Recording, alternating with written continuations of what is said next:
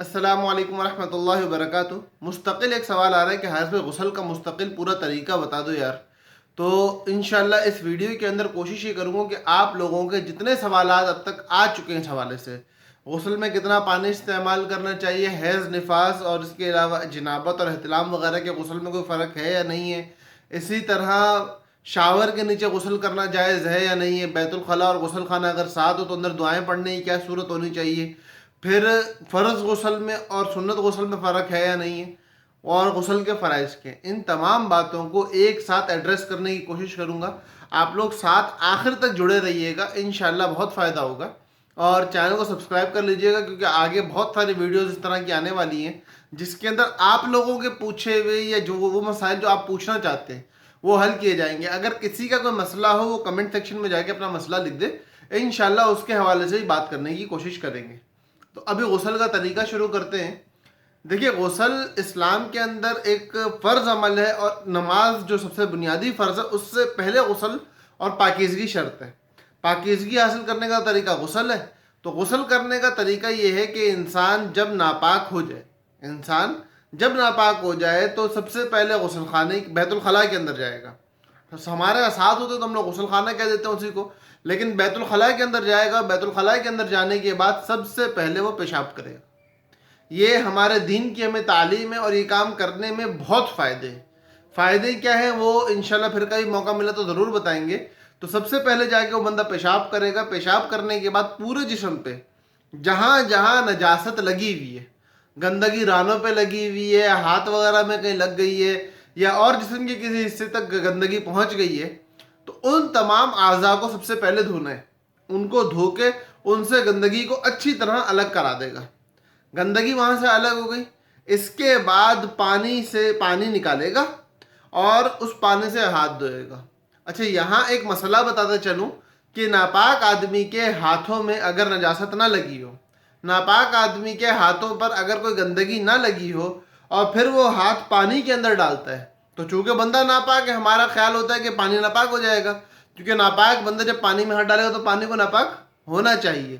لیکن شریعت یہ کہتی ہے کہ یہ پانی ناپاک نہیں ہوگا، یہ پانی ناپاک نہیں ہوگا، لیکن پھر بھی بہتر یہ ہے کہ کسی برتن سے پانی نکالے، یا نل وغیرہ لگا ہوا تو اس کو استعمال کرے، پانی کے اندر ہاتھ نہ ڈالے، تاکہ ہر قسم کے فاسد وہم سے بچا رہے۔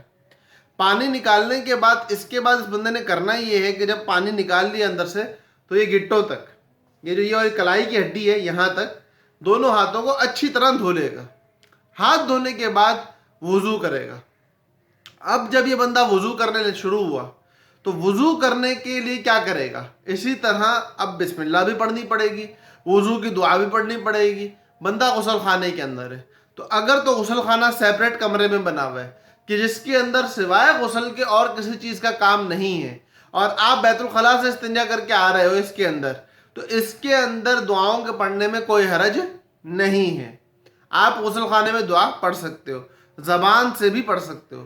لیکن اگر آپ بیت الخلاء کے اندر ہو اور وہاں اٹیچ بات بنا ہوا ہے کہ بیت الخلاء بھی ہے اور اس کے ساتھ ہی بغیر کسی حائل کے آپ کا غسل خانہ بھی ہے، وہیں پہ آپ نے نہانا ہے، ایک ہی کمرے کے اندر سب کچھ ہے، تو اس صورت میں آپ نے کرنا یہ ہوگا کہ آپ نے ادھر بیٹھ کے اپنے غسل خانے میں غسل کے لیے دعا پڑھنی، جو ہے وضو کے لیے دعا پڑھنی ہے، بسم اللہ پڑھنی ہے۔ اس کو اگر آپ کے آس پاس نجاست کے اثرات موجود ہیں، دوبارہ کہہ رہا ہوں، اگر آپ کے آس پاس نجاست کے اثرات موجود ہیں تو اس صورت میں آپ زبان سے کلمات ادا نہیں کرو گے۔ اثرات کیا ہوں گے؟ نجاست پڑی ہوئی نظر آ رہی ہے، گند پڑا ہوا ہے، یا پڑی ہوئی نظر نہیں آ رہی تو اس کی بو اور بدبو وغیرہ موجود ہے، تو اس صورت میں آپ نے زبان سے کلمات ادا نہیں کرنے۔ لیکن اگر سب صاف ستھرا ہے، کسی قسم کی نجاست پڑی ہوئی نظر نہیں آ رہی، اور سب معاملہ کلیئر ہے، تو اس صورت کے اندر آپ زبان سے بسم اللہ اور دعا پڑھ سکتے ہو۔ صحیح ہے، یہ بات کلیئر ہو گئی۔ اس سے آگے چلتے ہیں۔ آپ نے وضو سٹارٹ کیا، اب نارمل وضو کرنا ہے جو آپ عام نماز کے لیے کرتے ہو، وہی چہرہ دھونا ہے، وہی سر کا مسح کرنا ہے، وہی ہاتھ کونوں سمیت دھونے۔ پاؤں کی بات انشاءاللہ بعد میں کرتا ہوں۔ اس میں ایک بات سمجھ لیں کہ جو ناک میں پانی ڈالنا ہے اور کلی کرنی ہے، ان دونوں کو انتہائی مبالغے کے ساتھ کرنا ہے۔ مطلب کلی کرتے ہوئے اگر آپ غرارے کر لیں، غرغرہ کر لیں تو بہتر ہے۔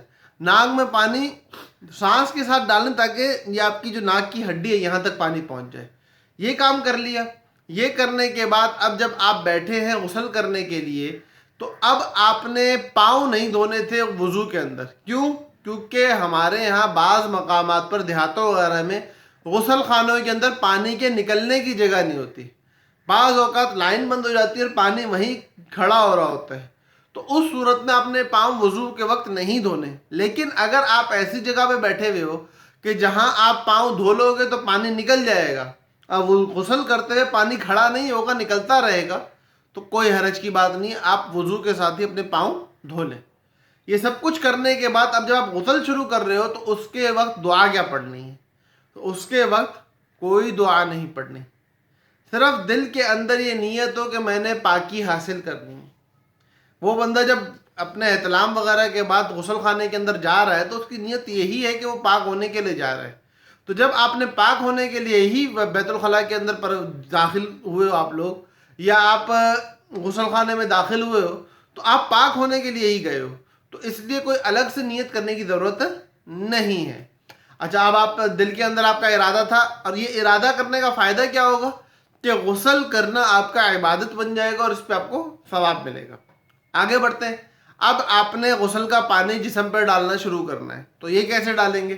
اس کے بارے میں فقہا فرماتے ہیں دو رائے ہیں. دایاں کندھا، سب سے پہلے اس پہ 3 بار پانی بہایا جائے گا.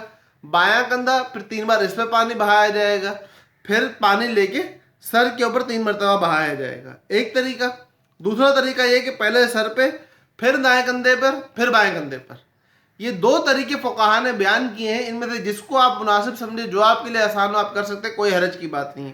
سردی گرمی کے فرق سے بھی اس میں بہت فرق پڑتا ہے، تو وہ آپ خود دیکھ لیجئے گا. آپ کے احتیاط کے اوپر ڈیپینڈ کرتا ہے. اس میں شریعت نے آپ کو دونوں میں سے کسی طریقے کا پابند نہیں کیا ہے. اس کے بعد آگے بڑھتے ہیں. اب آپ نے پورے جسم پہ پانی بہانا ہے.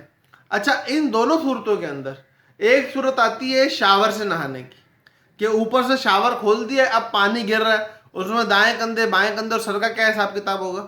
تو وہاں پہ بھلے آپ کو حساب نہ رکھو، لیکن یہ ہے کہ نہانا جائز ضرور ہے.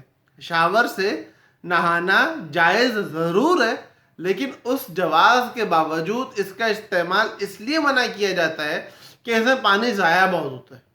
تو اگر آپ پانی کو بچا کے جتنا پانی آپ بالٹی سے استعمال کر سکتے ہو، اس کے برابر یا کچھ زیادہ استعمال کر کے اگر آپ شاور سے نہا سکتے ہو، ضرور نہا لو. لیکن اگر آپ بہت زیادہ اسراف کرتے ہو اور بلا وجہ اسراف کرتے ہو، صابن لگا رہے ہو تب بھی پانی چل رہا ہے اور سارے معاملات ہو رہے ہیں، تو اس وقت شاور سے نہ نہانا آپ کے لیے زیادہ بہتر ہے. خیر، اس سے آگے بڑے ہم لوگوں نے جسم پہ پانی ڈالنا شروع کر دیا ہے. اب جسم پہ جب پانی ڈل رہا ہے اور پانی جسم کے اوپر پڑ رہا ہے، تو یہ ڈالنے کے بعد جسم کو اچھی طرح ملنا ہے. آپ صابن سے ملیں، آپ کسی اور لوشن وغیرہ آتے نہانے کے ان سے ملیں، کوئی حرج کی بات نہیں، لیکن جسم کو ملنا اچھی طرح ہے. یہ سنت طریقہ ہے اور اس میں بڑے فائدے. تو جسم کو اچھی طرح مل لیا. ملنے کے بعد اس طرح اپنا جسم پورا دھو لینا ہے کہ جسم میں بال برابر حصہ باقی نہ رہے. اور جب آپ یہ پورا کام کر چکے تو آپ کا غسل کمپلیٹ ہو گیا. اب 2 باتیں اور رہ گئی ہیں بتانے کی. ایک تو یہ کہ غسل جو طریقہ پورا بتایا ہے اس میں فرائض کیا کیا تھے، اور دوسرا کہ فقہا نے کتنا کم سے کم پانی ہو تو غسل فرض ہی رہتا ہے، تیمم کی اجازت نہیں ملتی ہے.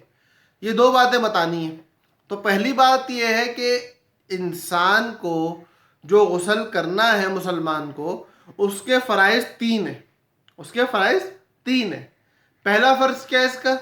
کہ آپ نے منہ میں اچھی طرح قلی کرنی ہے.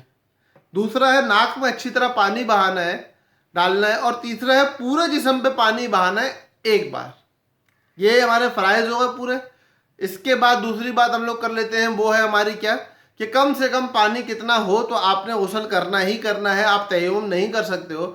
تو فقہا نے اس کے اندر مختلف اقوال بیان کیے ہیں. عام حالات میں آپ کو غسل کے لیے جتنے پانی کی ضرورت پڑتی ہے، جتنے پانی سے آپ کے جسم پہ عام حالات میں غسل ہو سکتا ہے، اگر اتنا پانی موجود ہے، وہ غسل نہیں جو آپ کرتے ہو، بلکہ فرض غسل ہو سکتا ہے کہ 3 کام یہ صرف آپ کر سکتے ہو، تو پھر آپ تیمم نہیں کر سکتے، آپ کو غسل کرنا واجب ہوگا.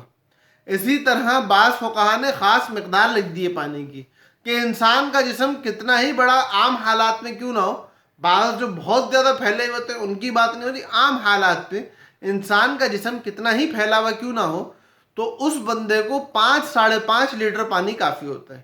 خیر یہ ہر بندے کی طبیعت کے اوپر الگ بات ہے، تو ہر بندہ مبتلا بھی اپنے حساب کو دیکھ لے، اور شریعت کا یہ ضابطہ ہے کہ بعض مقامات میں کام کو مبتلا بھی کے ہاتھ پہ چھوڑ دیا جاتا ہے، تو یہ بھی انہی معاملات میں سے ایک ہے کہ مبتلا بھی دیکھ لے کہ اتنے پانی میں غسل کے فرائض ادا کر سکتا ہوں یا نہیں۔ اگر کر سکتا ہے تو تیمم نہیں کرے گا، اگر نہیں کر سکتا تو تیمم کر لے گا۔ اس کے بعد بات آتی ہے یہ کہ حیض نفاس والوں کا غسل، جنابت والوں کا غسل اور احتلام والوں کا غسل، ان میں کوئی فرق ہے یا نہیں ہے؟ تو ان میں کوئی فرق نہیں ہے، کوئی خاص دعا نہیں ہے، کوئی خاص عمل اور عبادت اس کے اندر الگ سے نہیں بتائی گئی۔ کوئی مجرب عمل کسی بزرگ سے پوچھ کے کسی اور مسئلے کو حل کرنے کے لیے کر رہا ہو تو ایک الگ بات ہے، غسل کا حصہ کوئی خاص چیز میں نہیں ہے، یہ سب کا سب غسل ایک جیسا ہے۔ حیض نفاس ہو یا آپ کا جنابت ہو یا پھر آپ کی احتلام ہو، ان تمام کے بعد جو غسل آپ کرو گے اس میں کوئی فرق نہیں ہے۔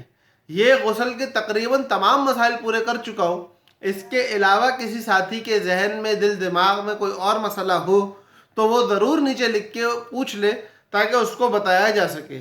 باقی اس ویڈیو کو زیادہ سے زیادہ لوگوں تک پہنچائے تاکہ مجمع میں یہ اویئرنیس عام ہو، اور دین جاننے والے لوگ جب شادیاں کرتے ہیں، دین جاننے والے لوگ جب اپنی زندگی شروع کرتے ہیں تو وہ اس زندگی کو پاکیزہ طریقے سے شروع کر سکیں۔ اللہ پاک ہم سب کا حامی و ناصر ہو۔ السلام علیکم ورحمۃ اللہ